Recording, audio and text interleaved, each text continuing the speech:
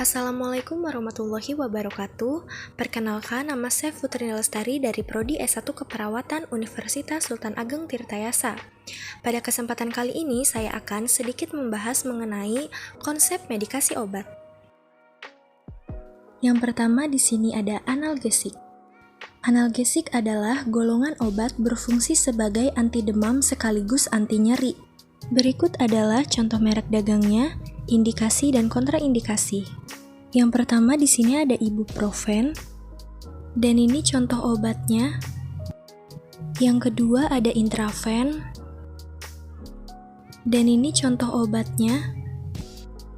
Yang ketiga ada neoremasil, dan ini contoh obatnya. Yang keempat ada oskadon SP, dan ini contoh obatnya. Dan yang terakhir ada Bodrex Extra, dan ini contoh obatnya.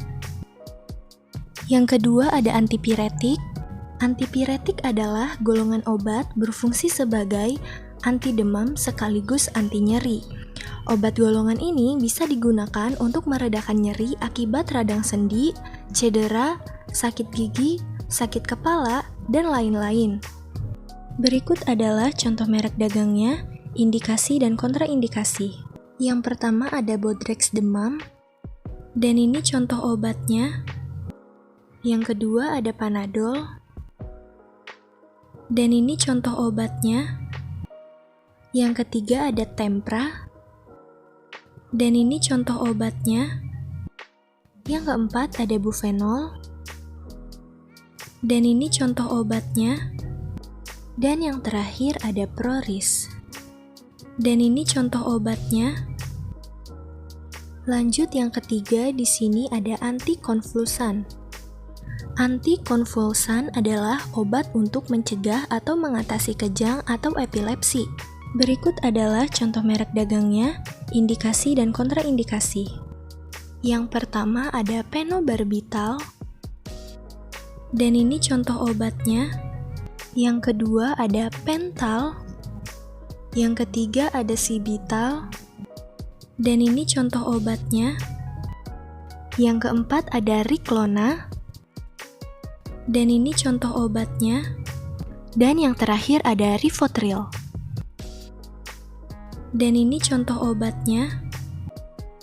Yang keempat ada antiemetik. Antiemetik adalah obat yang mengatasi mual dan muntah. Berikut adalah contoh merek dagangnya, indikasi dan kontraindikasi. Yang pertama di sini ada Ameda. Yang kedua ada Damaben, dan ini contoh obatnya. Yang ketiga ada Emeran, dan ini contoh obatnya. Yang keempat ada Vomistop, dan ini contoh obatnya. Dan yang terakhir ada Fosedon, dan ini contoh obatnya. Yang kelima ada antiinflamasi. Antiinflamasi didefinisikan sebagai obat-obat atau golongan obat yang memiliki aktivasi menekan atau mengurangi peradangan. Berikut adalah contoh merek dagangnya, indikasi dan kontraindikasi. Yang pertama ada Acnil, dan ini contoh obatnya. Yang kedua ada Alaxan FR, dan ini contoh obatnya. Yang ketiga ada aspirin, dan ini contoh obatnya. Yang keempat ada asam mefenamak, dan ini contoh obatnya. Dan yang terakhir ada indometasin, dan ini contoh obatnya. Yang keenam di sini ada antibiotik. Antibiotik merupakan salah satu jenis obat yang sering diresepkan untuk mengobati infeksi bakteri dan beberapa parasit tertentu. Berikut adalah contoh merek dagangnya, indikasi dan kontraindikasi. Yang pertama ada penisilin, dan ini contoh obatnya. Yang kedua ada cefalosporin, dan ini contoh obatnya. Yang ketiga ada sulfonamida, dan ini contoh obatnya. Yang keempat ada amoxilin, Dan ini contoh obatnya.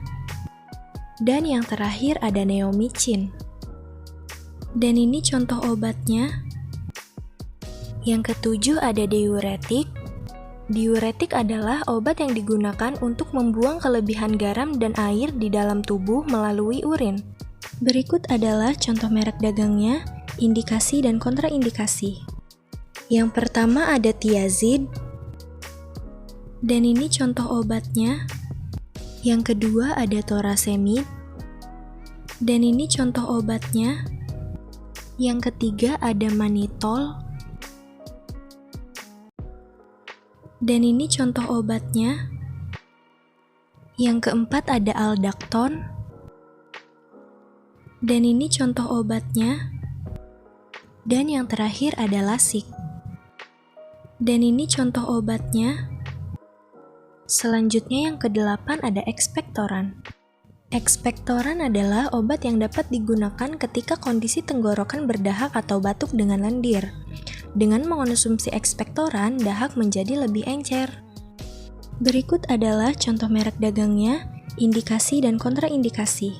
Yang pertama ada anaconidin. Dan ini contoh obatnya.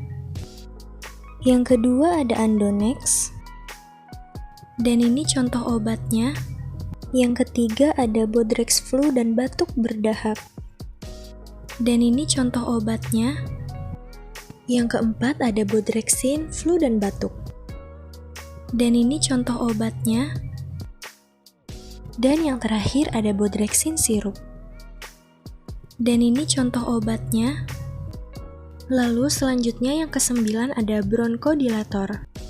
Bronchodilator adalah kelompok obat yang digunakan untuk meredakan gejala akibat penyempitan saluran pernafasan, seperti batuk, mengi, atau sesak nafas.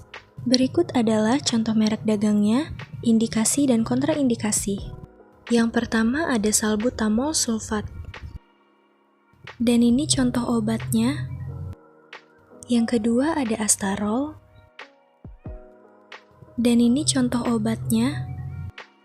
Lalu yang ketiga ada Azmakon. Dan ini contoh obatnya. Lalu ada Vartolin. Dan ini contoh obatnya. Dan yang terakhir ada Glisen. Dan ini contoh obatnya. Lalu lanjut yang ke-10, di sini ada laksatif.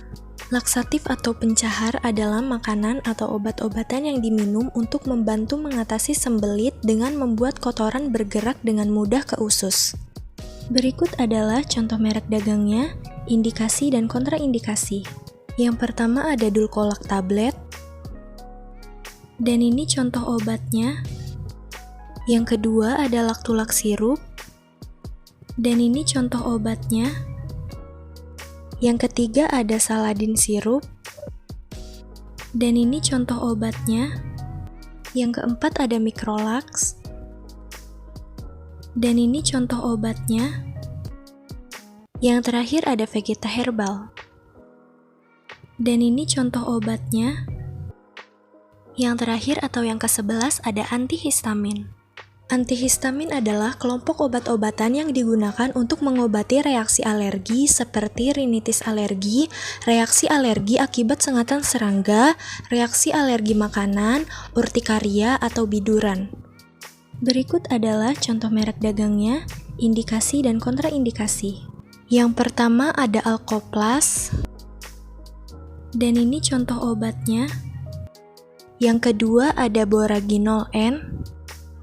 Dan ini contoh obatnya. Yang ketiga ada Contraxin flu. Dan ini contoh obatnya. Yang keempat ada Caladin. Dan ini contoh obatnya.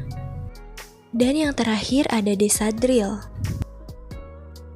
Dan ini contoh obatnya. Selanjutnya, di sini saya akan sedikit menjelaskan mengenai posisi penyuntikan intramuskular, subkutan, intravena, dan intrakutan. Yang pertama, di sini ada intramuskular atau IM, adalah suatu cara untuk memasukkan obat atau suatu cairan ke dalam otot atau muskulus. Posisi jarum suntiknya sekitar 90 derajat. Yang kedua di sini ada subkutan, yaitu suatu cara untuk memasukkan obat atau suatu cairan ke dalam lapisan lemak, tepat di bawah lapisan kulit. Posisi suntikannya sekitar 40 derajat. Yang ketiga di sini ada intravena atau IV adalah suatu cara untuk memasukkan obat atau suatu cairan ke dalam pembuluh darah vena. Posisi jarum suntiknya sekitar 25 derajat. Selanjutnya yang keempat atau yang terakhir adalah intrakutan atau IC, adalah suatu cara untuk memasukkan obat atau suatu cairan ke dalam kulit lapisan epidermis. Posisi suntikannya sekitar 10-15 derajat. Sekian penjelasan materi dari saya, kurang lebihnya mohon maaf. Sekian, terima kasih. Wassalamualaikum warahmatullahi wabarakatuh.